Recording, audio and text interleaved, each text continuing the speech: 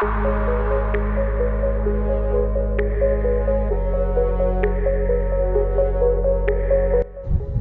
এখন যে রোডের মধ্যে দাঁড়ায় আছি এটি হচ্ছে আমাদের উত্তরবঙ্গের তেতুলিয়া পঞ্চগড় যাওয়ার রোড। এই রোড দিয়ে আমরা তেতুলিয়ার শেষ সীমান্তে যেতে পারবো। তো আমাদের এই রোডটা বেসিক্যালি আমার কাছে এতটাই ভালো লাগে যে আমি এখানে বাইকটা ব্রেক দেওয়ার একটাই কারণ যে রাস্তাটার এদিকে আসো, রাস্তাটার যে একটা ফিনিশিং, রাস্তাটার যে ফিনিশিং প্লাস রাস্তাটার এইটু গাছ প্লাস এই রাস্তাটা পুরোটাই ফাঁকা, যে জিনিসটা খুবই ভালো লাগছে আমার কাছে। এই জিনিসটা এতটাই ভালো লাগে যে আমি এই পাশে এই রোডে যদি আমি কোনোদিন আসি, আমি এই জায়গাটাতে ব্রেক দিই, এই জায়গাটাতে কেন জানি একটা শান্তি লাগে, মানে পরিবেশটা এত সুন্দর, চতুর্পাশে আলাদা রকম একটা শান্তি লাগে নিজের কাছে।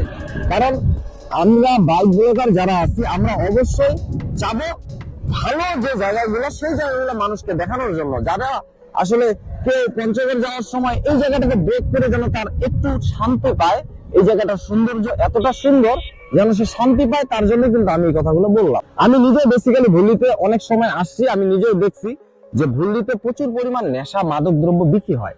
তো এই জিনিসটা আপনারা ভুল্লিবাসী আবার আমাকে খারাপ ভাবিয়েন না, কিন্তু এখানে যে থানাটা হয়েছে ভুল্লি ঠাকুর থানার আয়ত্তে যে থানাটা হয়েছে ভুল্লি থানা, এই থানাটা অবশ্যই ভুল্লিবাসীর জন্য, ভুল্লিবাসীর ইয়ং জেনারেশনের জন্য অনেক ভালো একটা কাজ করবে। হয়তো আমাদের অনেকেরই ইয়ং জেনারেশনের মনে হতে পারে যে থানাটা হয়ে আমাদের অনেক ক্ষতি হয়েছে, আমরা তাস খেলতে পারতেছি না, নেশা করতে পারতেছি না, কিন্তু আমাদের প্রজন্মটা আমরা এইভাবে কাটাইলাম, বাট আমাদের নেক্সট প্রজন্মটা যে আরো খারাপ হবে এই দিকটা আমরা কিন্তু খেয়াল করি না। ইয়ং জেনারেশন আমরা যারা আছি আমরা অবশ্যই এই থানাকে সম্মান করব, এই থানার কর্তৃপক্ষ যারা আছে তাদেরকে আমরা যথেষ্ট সম্মান দেব, এবং আমরা নেশা থেকে দূরে থাকবো, মাদক থেকে দূরে থাকবো, এবং যেই জুয়া আমাদের সংসার জীবনে সমস্যা সৃষ্টি করে সেই জুয়া থেকে আমরা বিরত থাকবো। এই থানা কর্তৃপক্ষ অবশ্যই সেই সব পদক্ষেপই গ্রহণ করার জন্য এই থানাটি দিছে। এই থানাটি উদ্বোধন করছে ঢাকা থেকে আসছে সংসদ সদস্য জনাব আসাদুজ্জামান খান।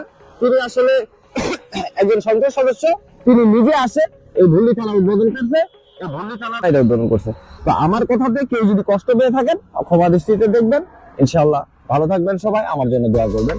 আমরা সবাই মাদক মুক্ত ভাবে যেন থাকতে পারি এবং আমাদের যুব সমাজ যেন সুন্দরভাবে থাকতে পারে, এবং আমরা যারা বাইক ব্লগার আছি তারা যেন সেফলি ড্রাইভ করে আবার বাপ মার কোলে ফিরে যেতে পারি। অবশ্যই দোয়া রাখবেন আমাদের জন্য। আসসালামু আলাইকুম।